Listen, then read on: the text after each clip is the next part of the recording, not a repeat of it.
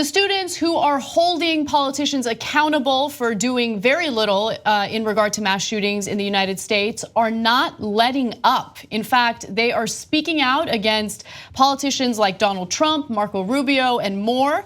And the recent examples have to do with Trump meeting with some of these victims and essentially needing a note card to tell him how to be decent to the victims. So that's the notorious note card that went viral recently. Basically tells the president to communicate to these students that he hears them, because it's something that he can't remember on his own.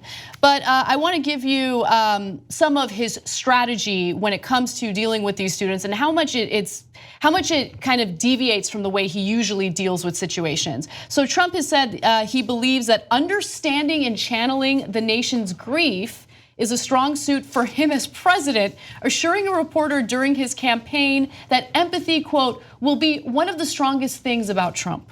Okay, all right, sorry, let's pause there for a second. Look, I don't know if we overemphasize it, underemphasize it, but what a preposterously insane thing to say.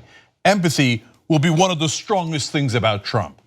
Can you imagine if any person in your life talked like that? Like you're talking to someone and they say, oh, empathy is gonna be one of the strongest things about Euchre. You'd be like, who am I talking to? What kind of lunatic talks like that? That empathy has to be one of your strong suits. It'll be one of your strongest suits. And he says that, of course, always to overcompensate. I'm a very stable genius. Yeah. In other words, he's unstable and knows what an idiot he is, right?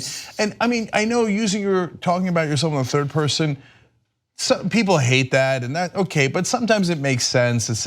But referring to your last name, it's so weird. It's so weird. If I went around going, I'll tell you something about Euchre. Like, what's wrong with this guy? All right. You know, he just tells it like it is. By the way, was he empathetic when he ended protections for Dreamers or when he deported non-criminal, undocumented immigrants who have been in the country since they were kids? The people who were business owners, who had children and owned homes in the United States. Was he empathetic toward the accusers who said that Roy Moore had sexually assaulted them or molested them? I'm not very empathetic, I don't know. He also said, I just grieve for you. I feel so, it's just, to me, there could be nothing worse than what you've gone through. So those are some of the things that he said to the students. And to be fair, again, he is deviating from the way that he typically communicates with people, which is good. These are victims and they should be treated differently from how Trump usually treats people. I mean, thank God. I mean, if he bullied them, that would be, that last quote, there's nothing wrong with it. Nothing wrong with it. Now, the students aren't buying it though. And I want to give you a few examples of some of these victims who have stood up to Trump following some of his statements. Samantha Fuentes, who was shot in both legs during the Parkland assault, said she had felt no reassurance during a phone call that she had with Trump. He said he heard that I was a big fan of his, and then he said, I'm a big fan of yours too. I'm pretty sure he made that up. Talking to the president, I've never been so unimpressed by a person in my life. He didn't make me feel better in the slightest. Fuentes also said Trump had called the gunman a sick puppy and said, oh boy, oh boy, oh boy, like 7 times. He's not prepared for these calls because he doesn't want to make the calls. It's doing his homework. That's why he doesn't remember people's names often. And by the way, staffers, write it down and put it one by one in a card in front of him, because he's obviously a child. You just got to get him to focus. So it's his incompetent staff as well. But to me, there was a parent who really liked interacting with Trump and thought he was a great guy. So look, and a little bit of people who didn't already like Trump came away thinking he was terrible. Right. People who liked Trump came away thinking he was okay, except for this woman. She did like Trump, and then she was like, Jesus, what was that? Right, so maybe that's the most reflective. Yeah. Right. Well, one thing that sticks out to me here is, I mean, the fact that he had the words, I hear you, written down, I think combined with that example of a very inauthentic conversation with students, stands for this larger proposition I really don't see reported anywhere, which is just how inhuman he is. You know, Obama would have been talking about his kids immediately, right? If he was talking to kids, it would have been like, when I look into your eyes, when I see you shot, I think of my kids and how I would feel. And there was never, I mean, can you name one moment of even referring to his own family anywhere in his presidency, to humanize an issue? His daughter. I mean, I don't know about to humanize an issue, but yeah, I hear what you're saying. And by the way, wait, do you hear me? Or do you hear me? I don't know. Let me check my notes. I just want to make sure it's for real. If it's not written down, it doesn't count. I hear you. Okay. I hear you. It says right here. No, but let me just be honest and say thank you for hearing me. Thank you. I just wanted to quickly respond, sorry, Cenk, to your point about Obama. You're right. Obama would mention his kids, as he did when unarmed black kids were being shot and killed, and he said that he would think about his own children, or he would say that it's a kid that looked like him. And what happened on the Republican side when he would make those statements? He got attacked for it. Yeah, so, I remember when he said it about Trayvon, they went nuts. They're like, how dare you humanize him? You know, I don't know if they know this, but conservatives and liberals, Republicans and Democrats are all human. And it would be nice if the president could show sympathy, whether they were a big fan of his or not a big fan of his. And can you imagine if Obama had any tragedy, like kept on asking for credit as Trump did in Puerto Rico and Houston and Florida, like, where's my credit? I did a great job with this. If Obama had done that, oh my God. But I mean, it's over and over again with Donald Trump doing outrageous things that no president has ever done. And he struggles with empathy because he is so self-centered that if he's trying to do empathy, and in this case, botched or not, I think he is trying empathy for maybe the first time, but he's got to try really hard because he doesn't have it in him. So I want you to hear from another student, Sam Zeif. He's an 18-year-old student at Stoneman Douglas High. He said Mr. Trump had done little to comfort or console him. Take a look at this next video where he mentions Trump's card. Do you get some sense that you were heard and that you've been heard in this whole matter? Is there some sense that there will be some work to fix what happened last week? Well, I know I was heard because I saw it on Trump's little card that I hear you, but I don't think I was felt. These kids are strong. It's pretty amazing.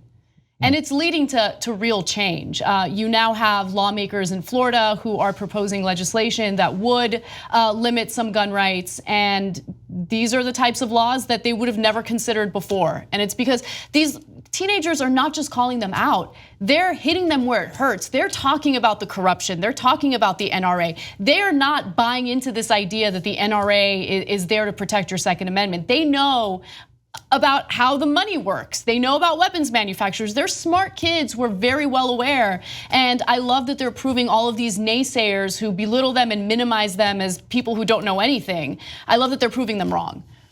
Yeah, so two things about that. A lot of the Republicans are going around saying, oh yeah, George Soros put them up to it, right? And it's because it's projection.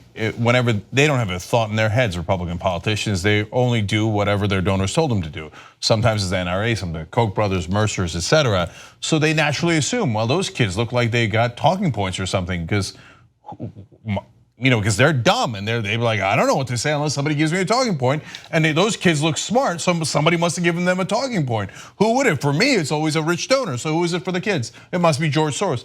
How in the world would George Soros have gotten down to Florida, given those kids talking points, and had them say, I mean, you have to be a lunatic to believe that for those kids, but they can't imagine that those kids on their own would have enough, gumption, courage, and intelligence to put these ideas forward and to fight back.